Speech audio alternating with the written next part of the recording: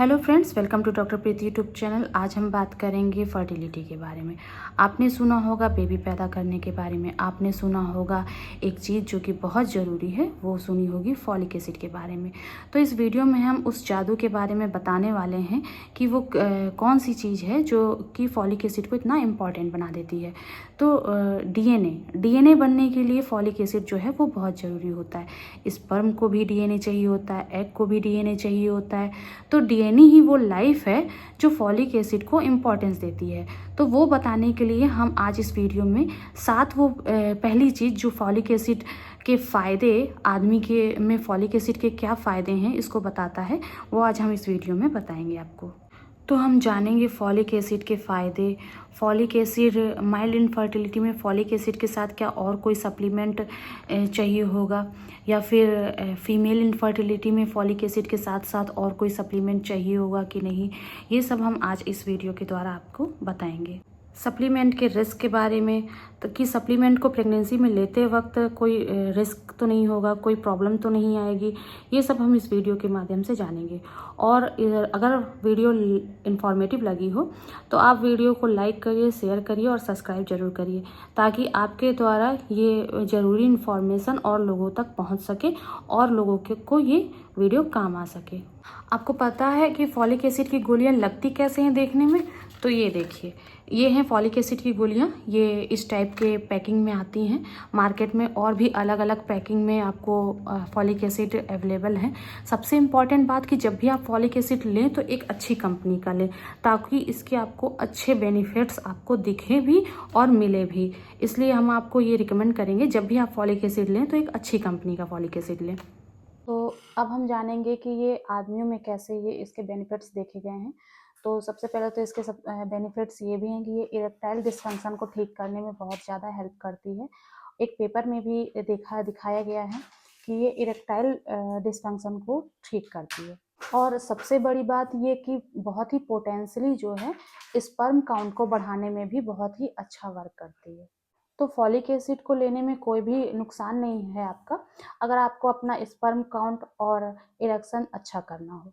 तो folic acid जो है वो मेल इनफर्टिलिटी में क्या काम करता है, ये क्वेश्चन पूछा जाता है। तो वैसे तो फॉलिक एसिड जो है फीमेल में, औरतों में चाइल्ड बेयरिंग एज में ज़रूरी होता है।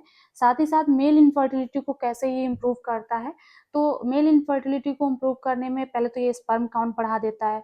स्पर्म काउंट बढ़ने से फर्टिलिटी बूस्ट होती है। दूसरा, ये स्पर्म के डीएनए को बेटर करता है। स्पर्म का डीएनए बेटर होने से भी फर्टिलिटी जो है बूस्ट होती है। जब फर्टिलिटी होती है तो उस अच्छे डीएनए के द्वारा ही फर्टिलिटी जो है आगे रन करती है, फर्टिलिटी में कोई दिक्कत नहीं आती। एक स्पर्म को बनने में 60 दिन लगते हैं। इसलिए जो फॉलेट है वो डीएनए को स्टेबिलिटी देता है, जिसकी वजह से आपको फॉलेट या फॉलिक एसिड जरूरी हो जाता है स्पर्म काउंट को बढ़ाने के लिए और स्पर्म के डीएनए को भी स्टेबिलिटी देने के लिए। तो एक और क्वेश्चन जो बहुत ज़्यादा पूछा जाता है कि स्पर्म काउंट बढ़ाने के लिए फॉलिक एसिड के साथ क्या कोई और सप्लीमेंट दे सकते हैं? तो हाँ, देखा गया है बहुत सी स्टडीज़ में भी, और वैसे डॉक्टर्स भी सप्लीमेंट फॉलिक एसिड के साथ वो जिंक भी रिकमेंड करते हैं, जिससे स्पर्म काउंट तो बढ़ता ही बढ़ता है, बेटर होता ही होता है, साथ ही साथ डीएनए की क्वालिटी भी बेटर होती है। तो इस स्टडीज से और इस आधार पे ये देखा गया कि जिंक जो है वो स्पर्म को के डीएनए को बेटर करने में बहुत अच्छा वर्क करता है।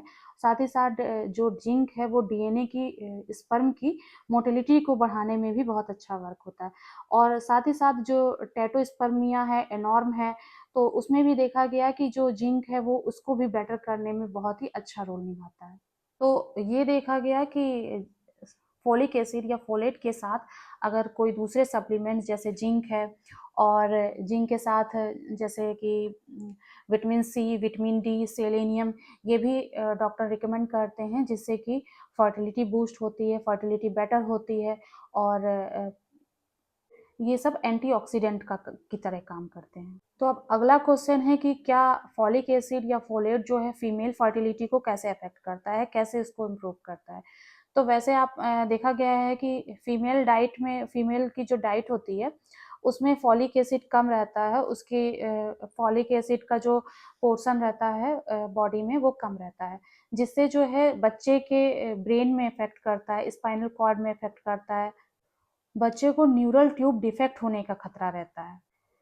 3000 प्रेगनेंसीज यूनाइटेड स्टेट में होती हैं पर ईयर, पर अपने हिंदुस्तान में तो उससे ज़्यादा ही होती होंगी। तो ये जो न्यूरल डिफेक्ट हैं इनको रोकने के लिए फॉलिक एसिड जो है बहुत ज़रूरी हो जाता है। तो फॉलिक एसिड देने से बच्चों को, तो ये फॉलिक एसिड जो है वो पहली चीज़ है जो प्रेग्नेंट लेडी में शुरू किया जाता है और शुरू करना रहता है, जिससे एग क्वालिटी तो बेटर होती ही है, साथ ही साथ जो है बच्चा भी जो है आगे चल करके अच्छा होता है। तो स्टडीज़ में ये भी देखा गया है कि अगर आप फॉलिक एसिड स्टार्टिंग से देते हैं तो हार्ट डिफेक्ट कम होंगे, प्री टर्म बर्थ कम होगा, मतलब जल्दी डिलीवरी होना या लो बर्थ बेबी वेट वो भी कम होगा, प्रोजेस्टेरॉन लेवल बढ़ेगा जिसकी वजह से जो इरेगुलर मेंसेस आने लगते हैं लेडीज को, तो वो नहीं होगा। तो फॉलिक एसिड जो है प्रेगनेंसी हो या प्रेगनेंसी ना हो या फिर प्रेग्नेंट होने के लिए की तैयारी कर रही हो, तो इन तीनों ही चांसेस में फॉलिक एसिड जो है वो बहुत ही जरूरी हो जाता है। अब आगे जानेंगे कि फॉलिक एसिड की डोज क्या है।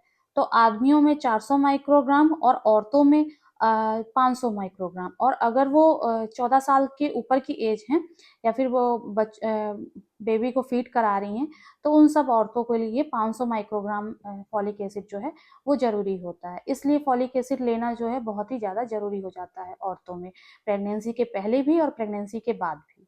बहुत सी प्रेग्नेंट लेडियों में होता क्या है, फॉलिक एसिड पहले से बहुत कम होता है, तो उनमें जो है फॉलिक एसिड जैसे 600 माइक्रोग्राम और या फिर उससे ज़्यादा, मतलब 400 ग्राम से 1000 माइक्रोग्राम तो डॉक्टर रिकमेंड करते ही करते हैं फॉलिक एसिड। तो अगर कोई पुरानी हिस्ट्री है जिसमें बेबी खराब हो गया हो, तो कम से कम 200 मिलीग्राम तो फॉलिक एसिड लेना ही लेना होता है। अब अगला क्वेश्चन है कि लोग पूछते हैं कि सर मैं क्या खाऊं कि फॉलिक एसिड जो है नेचुरली कंज्यूम कर सकूं। तो हो सके तो आप जितना हो सके तो हरी से हरी चीज़ें, जितनी भी हरी चीज़ें हैं वो आप फॉलिक एसिड को अपनी बॉडी में बढ़ाने के लिए खा सकते हैं। आप एस्परजिलस से और लीवर मीट जो होता है उससे, मटर से, ब्रोकली से, बसल स्प्राउट से, लेट्यूस से, और मेथी, बथुए, सफ़ेद रंग के राइस से, इन सब चीज़ों से आप फॉलिक एसिड जो है नेचुरली कंज्यूम कर सकते हैं। और चीज़ें हैं जैसे ऑरेंज, पपाया, नींबू, इन सब में भी फॉलिक एसिड या फोलेट पाया जाता है, लेकिन थोड़ा कम मात्रा में पाया जाता है। लेकिन ये बहुत ही अच्छी चीज़ है, इसमें विटामिन सी भी आपको मिल जाएगा, फॉलिक एसिड भी मिल जाएगा, तो ये जो है सप्लीमेंट इसके द्वारा मिल जाता है।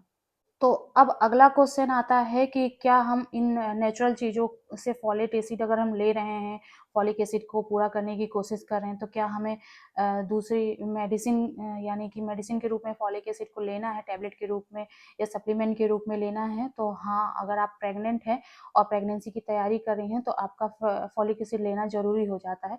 प्रेग्नेंट हैं तो उसको 600, और अगर प्रेग्नेंट नहीं है तो 400 माइक्रोग्राम लेना ज़रूरी होता है, जो कि आपके डॉक्टर आपको रिकमेंड करेंगे कि कितना माइक्रोग्राम आपको लेना है, किस पेशेंट को कितने माइक्रोग्राम की ज़रूरत है।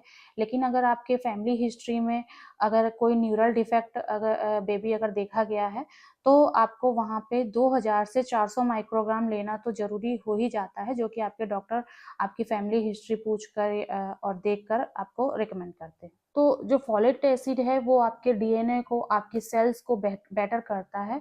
तो आप सबके लिए फॉलिक एसिड जो है डेली डोज में लेना कोई नुकसान नहीं है, आप इसको ले सकते हैं। एक क्वेश्चन और बहुत ज़्यादा पूछा जाता है कि क्या फॉलिक एसिड लेते रहने से कोई रिस्क तो नहीं है, या फिर और सप्लीमेंट लेने की कोई रिस्क तो नहीं है? तो नहीं, इसके कोई रिस्क नहीं है, लेकिन हाँ, आपको एक नॉर्मल रेंज में फॉलिक एसिड लेना है, ओवरडोज नहीं लेनी है। ओवरडोज के कोई रिस्क हो सकते हैं, ओवरडोज कभी भी किसी भी सप्लीमेंट के लेना अच्छी बात नहीं है। तो जैसे कि आपने आगे वीडियो में जाना कि फॉलिक एसिड के आदमियों में कितने बेनिफिट्स हैं, स्पर्म काउंट बढ़ाने में, इरेक्शन को बढ़ाने में और इरेक्शन बेटर करने में, इन सब चीज़ों में इस फॉलिक एसिड के कितने बेटर रोल हैं। दूसरा औरतों में इसके कितने बेटर रोल है, एग क्वालिटी, एग की डीएनए की क्वालिटी, और मेल में जो है स्पर्म की क्वालिटी, स्पर्म के डीएनए की क्वालिटी, इन सबको बेटर करने में आपने जाना है कि फॉलिक एसिड का कितना अच्छा रोल है।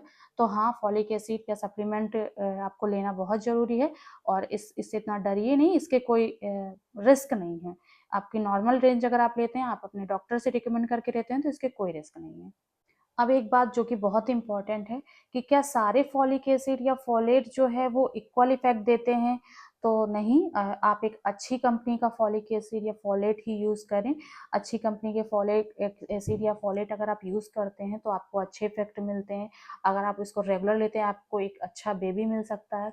तो इसलिए फॉलिक एसिड जो है वो बहुत ही ज़्यादा ज़रूरी हो जाता है। तो अगर वीडियो आपको पसंद आया हो तो वीडियो को लाइक करें, शेयर करें और सब्सक्राइब जरूर करें। Okay, thank you.